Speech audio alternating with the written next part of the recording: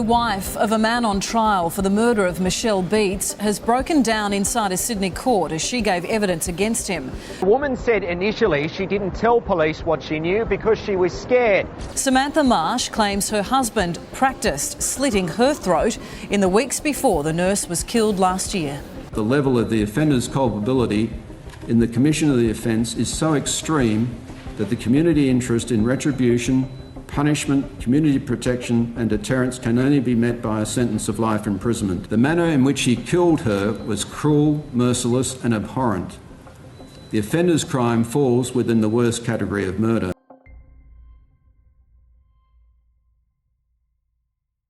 Welcome back to the channel, but before we dive in, hey friends, if you enjoy this video, make sure to hit that subscribe button and give it a like. Also, drop a comment, let me know what city you're watching from and what time it is where you are. I'm super curious to see where my audience is tuning in from. All right, let's get started. Today's story takes us to Sydney, Australia, a bright, sunny city on the coast that just steals your heart at first sight. You'll see the world-famous Sydney Opera House, stroll along the charming harbour streets and soak in the vibe of a real-life resort city. Tourists especially love Bondi Beach, the Royal Botanic Gardens, and walking across the harbour bridge for those absolutely stunning panoramic views. Sydney blends modern architecture, oceanside calm, and a multicultural buzz, basically the perfect place if you want to discover something new around every corner. Now picture this, April 27th, 2010, around 6:30 in the evening. The streets near Chatswood were quiet. People were heading home from work, getting ready to wind down for the night. Everything was normal, until desperate screams from a woman ripped through the evening calm. A couple walking their dog along the quiet Holland Street noticed something strange and decided to check it out. On the porch of one of the houses, they saw a man wearing a dark green hoodie and carrying a backpack, who suddenly vanished into the darkness, like he just melted into the night. The screams coming from the house made them want to stop him, but he bolted instantly and disappeared from sight. Their hearts were pounding, filled with fear and shock. When the couple finally mustered the courage to get closer, they were met with a horrifying scene on the porch. A woman was lying completely still, her body mangled, and even at first glance, it was clear she couldn't be saved. This was Michelle Beets, who had been killed right at her own doorstep, in her own home, moments after returning from work. Michelle had just finished her shift at Royal North Shore Hospital. Born in New Zealand, she went to Epsom Girls Grammar School in Auckland, and later worked in the cardiology department at Green Lane Hospital. After moving to Sydney, her career really took off. For 25 years, she worked in the emergency department at Royal North Shore Hospital, and for the last 10, she led the nursing team as a manager. Working in healthcare, especially in the emergency department, was insanely demanding and exhausting. Long hours, non-stop stress, carrying the weight of people's lives on your shoulders, but Michelle always handled it. Her co-workers often praised her professionalism and calm under pressure, especially in those life or death situations. In her personal life, Michelle was quiet, reserved, and delicate, someone who didn't tolerate nonsense or petty drama. She was incredibly well liked and genuinely respected by colleagues, friends, and even her patients. So when the news of her tragic death came, it hit everyone who knew her like a lightning bolt. It was almost impossible to believe that anyone could wish her harm, and in such a brutal way, in her own home, in a world that felt so safe. At first, the police considered that the attack might have been a robbery. Maybe Michelle tried to stop someone from breaking in. But that theory was quickly dismissed, because the details pointed to a planned assault. It was clear that her house had been prepared for the crime. The electricity had been deliberately cut at the junction box by the front door, completely disabling the outside motion sensor light and the alarm system. The shed door also showed signs of attempted forced entry. She was attacked with cold precision and sheer brutality. Her throat had been cut, and multiple stab wounds to her chest, neck, and head left her body defenseless on the porch. Blood slowly pooled along the wooden boards, leaving a chilling trail of horror and tragedy. The scene was filled with fear and despair, forcing anyone imagining it to picture every moment, every sound, every glance from that evening when Michelle Beets' life was taken forever. The police began thoroughly examining the personnel files of everyone who worked at Michelle's hospital. Investigators noticed that she had previously reported stolen medication, which had led to an employee being fired. This incident created a potential motive. Could a disgruntled former co-worker, fired because of her report, have been seeking revenge? This line of inquiry caught the detectives' attention and became one of the main directions of the investigation. The area around Michelle's house was quickly cordoned off, and law enforcement started painstakingly combing for evidence. Over 20 yellow markers stretched from the house along the sidewalk toward Johnson Street. Each marker documented traces that could shed light on the path the killer took after leaving the scene. Witness statements, shoe prints, bloodstains, everything was meticulously photographed and preserved as evidence. Police also reached out to the public, asking anyone who saw a suspicious man running that evening to come forward. It was a crucial step. Every glance, every observation could be the key to cracking the case. Michelle's day had started out completely normal. She finished her shift at Royal North Shore Hospital, then swung by the store to pick up some groceries before heading home, where she lived with her partner, David. Of course, David was immediately questioned by the police, but he was soon cleared. Everyone understood that he was in shock over the tragedy, but he had absolutely nothing to do with the attack. Chatswood, the neighborhood where Michelle lived, was known for being super safe. It was quiet, peaceful, a place where neighbors genuinely felt secure. So, when news of such a brutal murder hit, locals were shocked and terrified. Fear and unease swept through the streets that people had always thought were calm and secure. Michelle's co-workers at the hospital were completely devastated. New South Wales Health called her a valued and respected colleague, a kind friend, a mentor, and an essential part of the team. We're heartbroken over her loss, they said. Dr. Robert Day, Deputy Director of the Emergency Department where Michelle worked, added, "The department has lost both a friend and a leader. She was always a rock for us. And right now, there's this huge emptiness we're all feeling." And when there was some speculation that Michelle might have been attacked by a patient with mental health issues, but police quickly dismissed that theory. That's not true, Superintendent Terence Dalton stressed. This is an active homicide investigation. We're reviewing her entire life, looking at all aspects and potential motives. We've interviewed several colleagues, taken statements from family, and investigators are continuing to pursue this line of inquiry. Every move the investigators made, every interview, every detail became part of a complex puzzle the police were trying to piece together to understand who could have brutally taken Michelle Beets' life and why it happened in a neighborhood that seemed so calm and safe. Tension and fear hung over the whole city, and every new piece of information just made the sense of inevitable tragedy feel even heavier. Rumors that David was under police protection were also firmly denied. On the evening of the tragedy, Michelle had planned to have dinner with David and her longtime friend France, who she had grown up with. France had flown to Australia to participate in a dragon boat racing competition,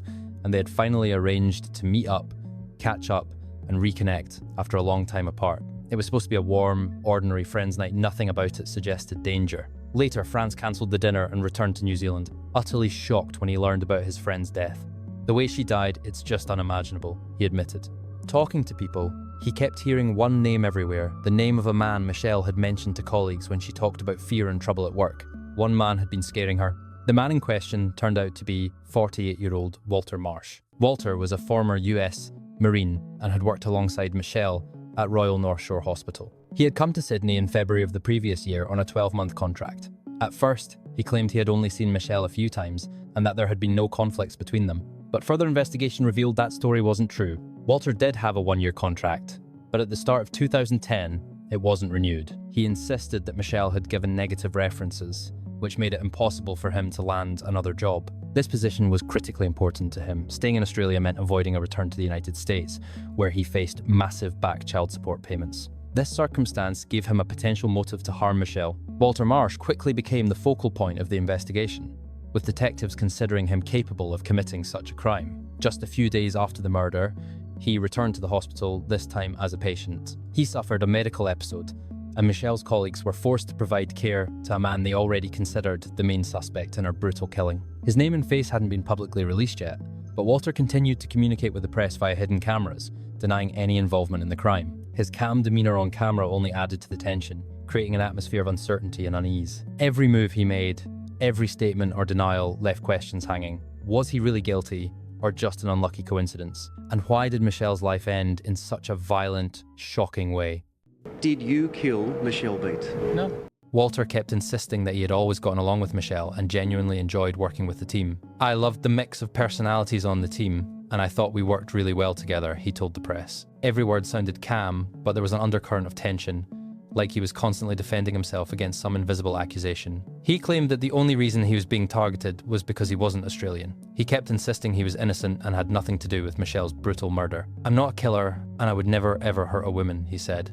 He added, "The police think I'm a murderer just because of my military background." But that's not true. His attempts to explain himself were laced with a sense of injustice, which only added to the drama of the situation. He said that Michelle had actually interviewed him over the phone while he was still in America, and she had even sponsored his visa. Even after his contract wasn't renewed, He insisted that it didn't threaten his stay in Australia, and he held no grudge against Michelle. Investigators searched his apartment for 3 days, hoping to find key evidence, but came up empty. Walter claimed that on the night of the murder, he met his wife at the nearest train station around 7 in the evening after she finished work, and they went home together, but this only added tension to the case.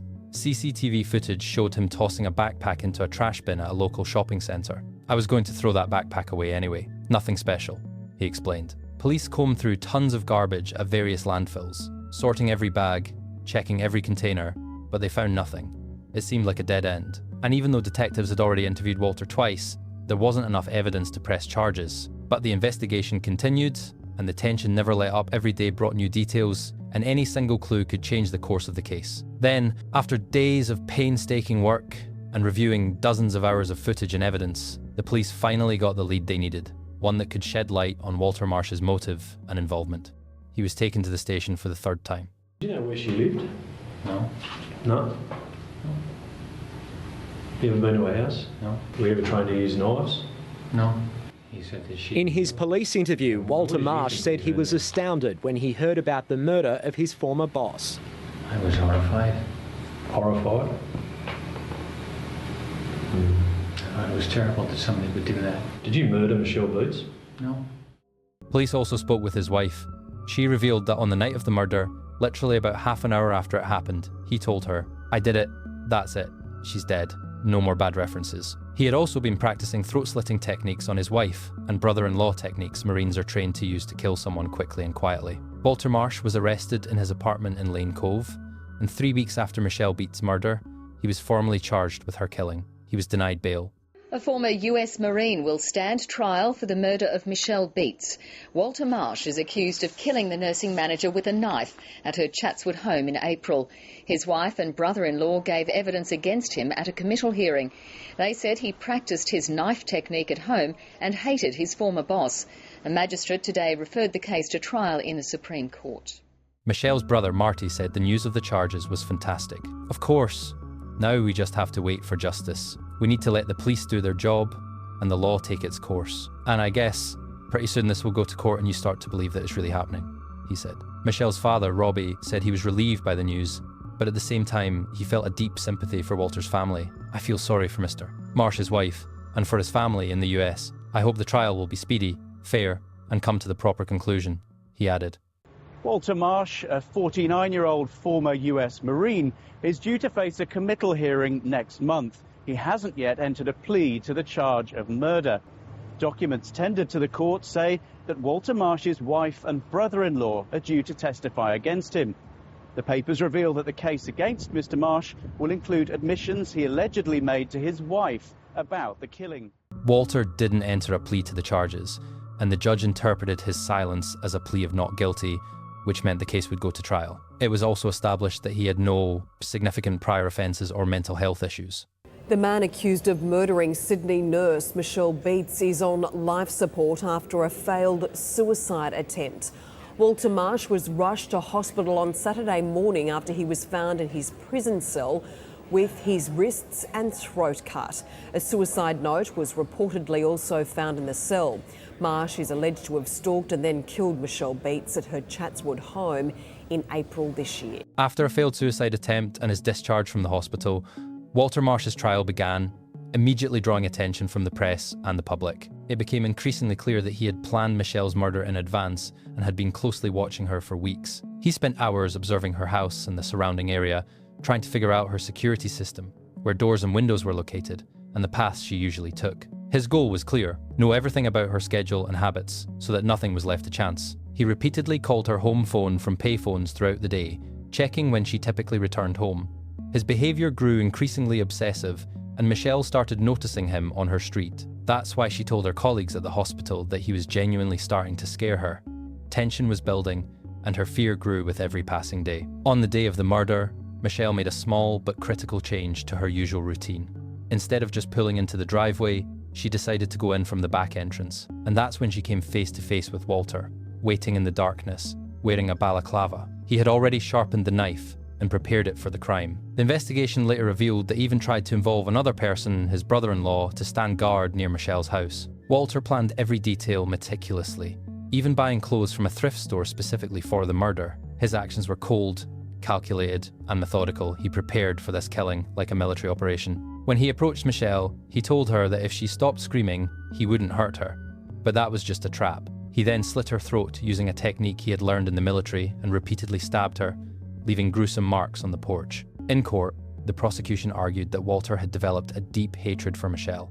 He was convinced that she had given him negative references, which prevented him from finding a new job in Australia. That resentment turned into an obsession, and eventually into a murder plan that ended in a tragedy, leaving a profound impact on her family, friends, and the entire hospital team. He repeatedly called her not good and said that she had to be gone. Michelle's partner, David Grant, was there for the start of the trial, which he says presents the opportunity for justice. Investigators claim Marsh had cut off the power to the house and broken a back door to make it look like a break-in. This is the couple that discovered Michelle Beets' bloodied body on her front doorstep last year. Carmel and Gordon Bevan had been walking down Holland Street when they say they heard a woman scream, then the sound of slapping. Mr Bevan said when he felt for Miss Beets' pulse, he felt the gash in her neck. He says she turned towards him as if she was trying to speak. Then after they made eye contact, she died. The couple are two of 70 witnesses expected to be called in the trial of Walter Marsh. The two key witnesses in the trial are Marsh's Vietnamese wife Samantha and her brother. The jury heard 3 weeks after the incident, Samantha told police Marsh had confessed. The court heard Samantha Marsh and her brother had reason to lie. After cooperating with police, they both received protection from prosecution for concealing a serious offence. Mrs Marsh also received a visa to stay in Australia and money for accommodation. The jury was shown CCTV footage capturing a man walking around the Chatswood area for about an hour after the murder. Every frame added tension, showing the suspect moving with cold, calculated caution, avoiding direct contact with anyone. Senior Constable Detective Scott Bennett, who led the investigation, highlighted the details for the jurors, starting with footage from around 6:30 in the evening. The video showed a man in a white shirt and black pants, wearing a crossbody bag and carrying a plastic shopping bag. His movements were calm, but precise, like someone fully aware that every step could be observed. Walking west along Victoria Avenue toward the local shopping centre, he stopped by the entrance to the disabled restroom, then went inside the men's toilet. He spent a few minutes there, apparently trying to erase traces of his actions. After that, he headed to the food court, where amidst the crowd and the smells of food, he paused by the trash bins and disposed of certain items. Every move on the footage emphasised his caution and cold-bloodedness. He carefully hid the bags, checked to make sure no one was watching, and continued on as if nothing had happened. These recordings became key evidence for the jury, illustrating the suspect's behaviour after the murder and confirming his involvement in the events of that night. Every frame reminded everyone of the crime's deliberate, methodical nature, and left a chilling impression of how coldly and carefully he had acted. Scott Bennett noted that Walter had significantly changed his appearance since his arrest, but he was confident that it was Marsh depicted in the video. Police claim Marsh was captured on CCTV at Chatswood Chase Shopping Centre about an hour after the alleged murder. But his lawyer told the court the figure in the video may not be his client, adding the place is well lit with people around and whoever committed that murder would have been covered in blood. The court heard that Walter, who was born in Belfast, had told his wife that he had received permission to kill from some organisation. According to his wife, about a month before the murder, he said, "Finally, I got approval from the organisation in Ireland to kill Michelle Beets." About a week before the death, her husband bought a set of unusual clothes, some shoes and a pair of rubber gloves. Mrs Marsh said she saw her husband wear the outfit once, but then never saw the clothes or the gloves again. Mrs Marsh added on the 27th of April last year, her husband told her he'd changed in a nearby garage, then got rid of his old clothes, the gloves and the knife. It also came out that just a few weeks before Michelle's murder, Walter Marsh had been planning something completely different, killing his ex-wife in the US. This detail added even more alarm to his profile and highlighted just how cold-blooded his intentions were. The prosecutor told the court that Marsh had flown to America with the plan to kill his first wife over unpaid child support, totaling $50,000. He apparently saw it as a way to solve the problem in a radical, violent way. Luckily, that plan never came to fruition. It remained just a dark idea. According to the prosecutor, this attempt shows a clear level of premeditation and cold calculation. He didn't act on impulse.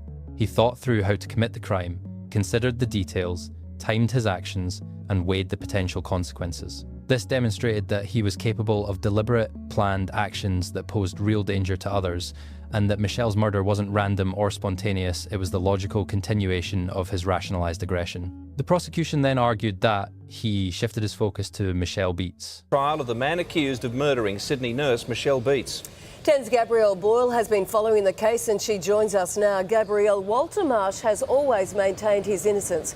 So how did he react to this conviction? When the guilty verdict was handed down, a loud round of applause erupted from the public gallery. The family and friends of Michelle Beets were clearly absolutely delighted with the result. It has to be said, though, the reaction of the murderer was quite bizarre, to say the very least. He smiled, he giggled, he joked with his lawyer, he acted very casual, he took repeated sips of water, sat back in the dock and looked very relaxed. As he was led away to his cell, interestingly, he made a tut-tut-tutting motion to the victim's friends and family. What exactly that was meant to mean, perhaps we will never know. After an unimaginable loss, a small measure of relief for the family and friends of Michelle Beets. I'm personally very relieved at the result today. It's been a long, hard 18 months for myself, Michelle's family and friends.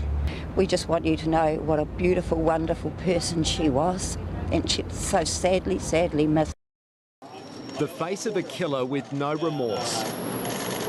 Justice Derek Price said nothing other than the maximum penalty was appropriate for his barbaric crime. The level of the offender's culpability in the commission of the offence is so extreme that the community interest in retribution, punishment, community protection and deterrence can only be met by a sentence of life imprisonment. He told his wife that he wanted to confront Miss Beets by pretending to distribute Mormon books and by wearing a Mormon uniform to freak her out and scare her. However, his intention became an intention to kill. The manner in which he killed her was cruel, merciless and abhorrent. The offender's crime falls within the worst category of murder. I'm just happy that he's off the streets and, can't cause any more harm to anyone else. I agree with Justice Price that it certainly was in the worst category. It's unclear if Walter Marsh was even listening to what was being said inside court. He ignored a request by the judge for him to stand for his final sentence and had to be prompted by his lawyer. Marsh could appeal against the severity of his sentence, but David Grant says he hopes today's judgment will see any such challenge fail.